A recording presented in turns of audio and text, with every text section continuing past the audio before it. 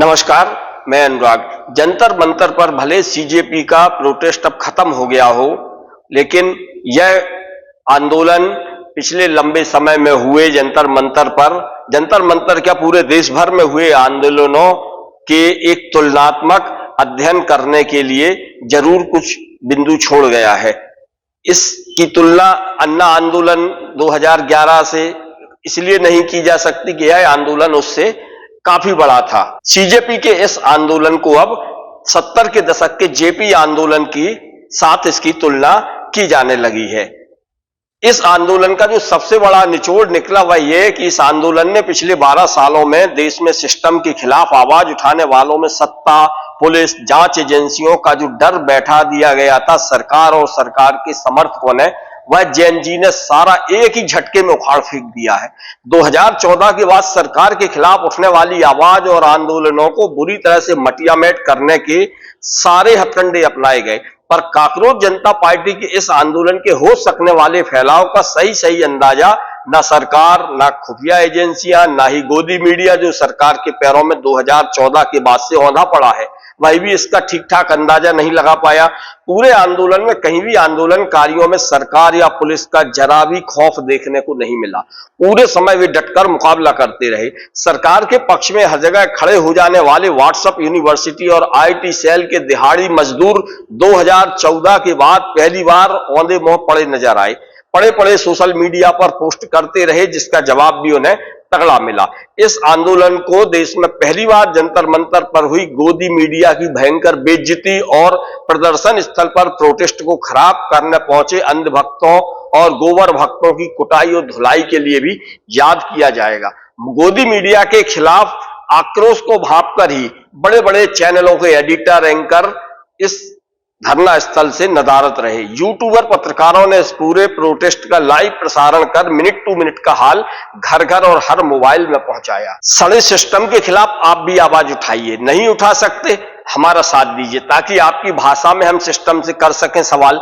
हमारे YouTube channel प्रजापक्ष news को पूरा देखा करें, चैनल को सब्सक्राइब करिए और अपनों को शेयर भी करिए। काकरोच जनता पार्टी के आंदोलन को भले ही संस्थापक अभिजीत दीपके के चेहरे से पहचान मिली हो, लेकिन इस पूरे प्रदर्शन की असली ताकत मंच के पीछे काम कर रही 7 प्रमुख लोगों की कोर टीम रही है। नीति निर्माण, कानूनी लड़ाई, मीडिया रणनीति और डिजिटल कैंपेन को संभालने वाली इस टीम में विभिन्न क्षेत्रों के दिग्गज शामिल रहे। इस कोर टीम में दिल्ली की पब्लिक पॉलिसी विशेषज्ञ वैष्णवी, कारपोरेट जॉब छोड़ चुके युवाओं की आवाज बनी आफरीन, अलवर के किसान परिवार से आए छात्र नेता दिलीप बालियान, पत्रकारिता और वकालत का अनुभव रखने वाली एडवोकेट रत्ना सिंह, पर्यावरण संरक्षण से जुड़े आशुतोष रांका, खोजी पत्रकार से प्रवक्ता बने सौरभ दास और सोशल मीडिया की रणनीति संभालने वाले छात्र सिद्धांत शामिल है। इन्हीं सबकी रणनीति की बदौलत सीजेपी का यह छात्र आंदोलन आज देश की सबसे बड़ी आवाज बन गया। इसके अलावा एक और चेहरा जिसे शायद ही कोई भूल पाए, शरण्या वर्मा। शरण्या हिमाचल प्रदेश से हैं, दिल्ली में पढ़ाई कर रही हैं, एसएफआई छात्र संगठन से जुड़ी बताई गई हैं। पूरे आंदोलन के समय शरण्या की ढफली और नारे ने जंतर मंतर पर प्रदर्शनकारियों में जोश भरने का काम किया। जंतर मंतर पर छात्र आंदोलन के बीच काकरोच जनता पार्टी पर विदेशी फंडिंग के आरोपों को लेकर केंद्र सरकार ने अपना आधिकारिक रुख स्पष्ट किया है। विदेश मंत्रालय ने कहा है कि इस मुद्दे पर उसके पास साझा करने के लिए कोई जानकारी नहीं है। मंत्रालय के प्रवक्ता रणधीर जायसवाल ने नियमित प्रेस वार्ता में कहा कि इस विषय पर मेरे पास साझा करने के लिए कोई जानकारी नहीं है। यह बयान उस समय आया है जब भारतीय जनता पार्टी के सांसद निशिकांत दुबे ने आरोप लगाया था कि जंतर मंतर पर चल रहे आंदोलन के पीछे भारत विरोधी विदेशी ताकतों का हाथ हो सकता है। इसी तरह के आरोप पार्टी के सूचना प्रौद्योगिकी प्रकोष्ठ के प्रमुख अमित मालवीय ने भी लगाए थे। वहीं केंद्रीय शिक्षा मंत्री धर्मेंद्र प्रधान ने प्रदर्शनकारियों को लेकर टिप्पणी की थी। वहीं दूसरी ओर विपक्षी दलों और सरकार के आलोचकों ने इन आरोपों पर सवाल उठाए थे। उनका कहना था कि यदि आंदोलन वास्तव में विदेशी ताकतों से प्रभावित होता तो केंद्र सरकार आंदोलन के प्रतिनिधियों के साथ बातचीत क्यों करती। इसी विदेशी फंडिंग के आरोपों पर केंद्र सरकार ने किसी भी तरह की पुष्टि या विस्तृत जानकारी देने से इनकार किया है। इस आंदोलन को विदेशी फंडिंग के सारे आरोपों की हवा निकल गई है। पिछले 12 वर्षों के इतिहास में यह पहला आंदोलन है जिसने अपने लक्ष्य को 100% प्राप्त किया है। 35 दिनों से जारी काकरोच जनता पार्टी के अनशन, राहुल गांधी के पीएम आवास के बाहर धरने और संसद में रोज गूंजते हंगामे के बाद सरकार पर दबाव स्पष्ट नजर आने लगा था। यह 12 साल में दूसरा मौका है जब केंद्र की मोदी सरकार को इतने बड़े जन प्रदर्शन के सामने झुकना पड़ा है। 2021 में किसान आंदोलन के चलते 3 कृषि कानून वापस लेने पड़े थे। सीजेपी ने 20 जून को जंतर मंतर पर विरोध शुरू किया था। 20 जुलाई को संसद मार्च के दौरान हुए लाठीचार्ज के वीडियो वायरल होने से पूरे देश में आक्रोश फैला था। अंतरराष्ट्रीय मीडिया ने भी लिखा कि प्रदर्शनकारी पीछे नहीं हटे। इसके बाद 21 जुलाई को लोकसभा में नेता विपक्ष राहुल गांधी अचानक पीएम आवास के बाहर धरने पर बैठ गए, जिससे आंदोलन को राष्ट्रीय राजनीतिक बल मिला। ब्रिटेन, जर्मनी, कनाडा और अमेरिका सहित दुनिया भर में पढ़ रहे भारतीय छात्र भी प्रधान के इस्तीफे की मांग करने लगे। लंदन में भारतीय उच्चायोग के बाहर करीब 1000 से अधिक छात्र जमा हुए। विपक्ष ने संसद ठप कर दी और बीजेपी के पूर्व राष्ट्रीय अध्यक्ष मुरली मनोहर जोशी सहित कई सेलिब्रिटी भी युवाओं के मुद्दे से जुड़े, जिससे केंद्र सरकार पर चौतरफा दबाव बनना शुरू हुआ। सीजेपी के प्रवक्ता आशुतोष रांका ने देशव्यापी आंदोलन का रूप देने की चेतावनी दी थी। इस आंदोलन में सरकार के झुकने का एक और भी कारण बताया जा रहा है। भारत में आधी आबादी 29 साल से कम उम्र की है और युवा वोटर बीजेपी को पिछले चुनाव में समर्थन देते रहे हैं। सर्वे के अनुसार 87% लोग सीजेपी को जानते थे और 41.4% का मानना था कि इससे बीजेपी को नुकसान होगा। इसके बाद अगर यह प्रदर्शन जारी रहता तब 2027 में होने वाले उत्तर प्रदेश, पंजाब और उत्तराखंड विधानसभा चुनावों में बीजेपी के लिए इससे बड़ा जोखिम पैदा हो सकता था।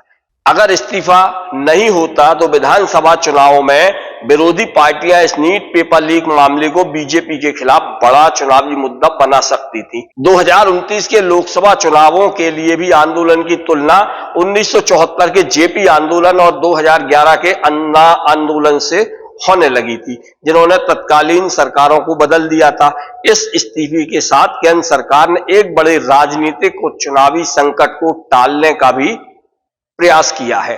राष्ट्रीय परीक्षा एजेंसी एनटीए ने परीक्षा प्रणाली को अधिक पारदर्शी और जवाबदेह बनाने की दिशा में बड़ा प्रशासन कदम उठाया है। राष्ट्रीय परीक्षा एजेंसी ने 47 अधिकारियों और कर्मचारियों को बर्खास्त कर दिया है।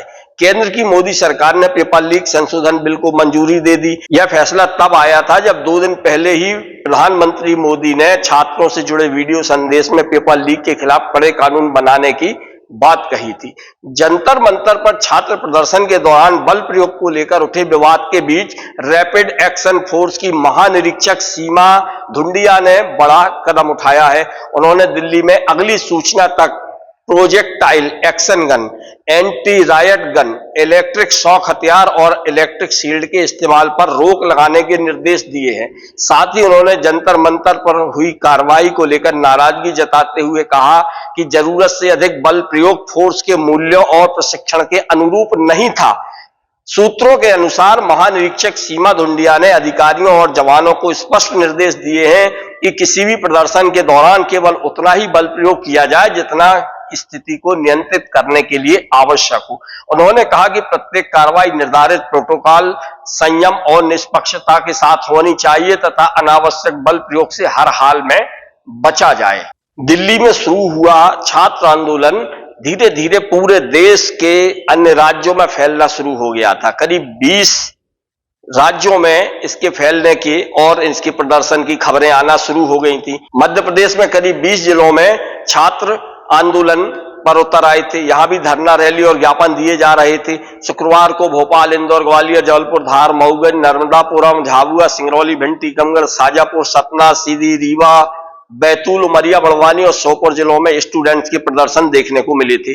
प्रदेश का सबसे लंबे समय से प्रदर्शन इंदौर में चल रहा था। यहां टंटिया भील चौराहे पर पिछले 25 दिनों से छात्र आंदोलन कर रहे थे। शुरुआत केवल 5 विद्यार्थियों ने धरने से शुरू की थी और वहां दिनों दिन यहां प्रदर्शनकारियों की संख्या बढ़ती जा रही थी। इस पूरे मामले पर कांग्रेस सांसद राहुल गांधी ने कहा है कि छात्रों की 2 मांगे अभी भी बाकी हैं, हर लड़ाई में हम पूरा समर्थन देंगे। लोकसभा में नेता प्रतिपक्ष राहुल गांधी ने कहा कि केंद्रीय शिक्षा मंत्री धर्मेंद्र प्रधान के इस्तीफे के बाद भी छात्रों की 2 महत्वपूर्ण मांगे अभी पूरा होना शेष है। उन्होंने कहा कि छात्रों की लड़ाई अभी भी पूरी तरह खत्म नहीं हुई है और इन मांगों को पूरा कराने के लिए वह हर स्तर पर उनके साथ खड़े रहेंगे। राहुल गांधी ने कहा कि पहली बड़ी उपलब्धि शिक्षा मंत्री का इस्तीफा है, लेकिन अब भी उन लोगों के खिलाफ कार्रवाई की जानी बाकी है जिन्होंने प्रदर्शन कर रहे छात्रों के खिलाफ बल प्रयोग किया। उन्होंने कहा कि जंतर मंतर पर छात्रों के साथ हुई पुलिस कार्रवाई की जवाबदेही तय होनी चाहिए और दोषियों पर कार्रवाई होनी चाहिए। प्रधान को हटाया जाए, कैबिनेट से निकाला जाए। The education minister who is corrupt, incompetent, misaligned, has to be sacked. There is some talk going on. We get information these days from the government. There's some talk going on in Mr. Modi's cabinet that the solution is to move Mr. Dharmendra Pradhan from education to some other ministry. This is not acceptable to the students of India. It is not acceptable to anybody. The reason is Mr. Pradhan is a symbol of corruption and of what has happened to the future of India's children. He is a symbol of the destruction of the most valuable thing that this country has, which is our students and their future. And so there is going to be no conversation about Mr. Dharmendra Pradhan being moved here, moved there, put behind, forward, nothing. Mr. Dharmendra Pradhan has to be sacked, period.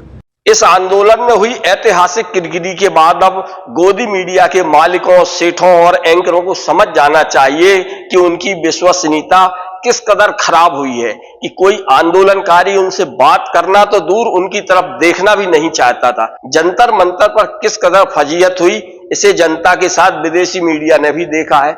वैसे भी देश में पत्रकारिता का कभी कोई स्वर्णिम काल तो रहा नहीं है और इस बार जंतर मंतर पर हुए प्रोटेस्ट ने लोगों के अंदर से डर को छूमंतर कर दिया है।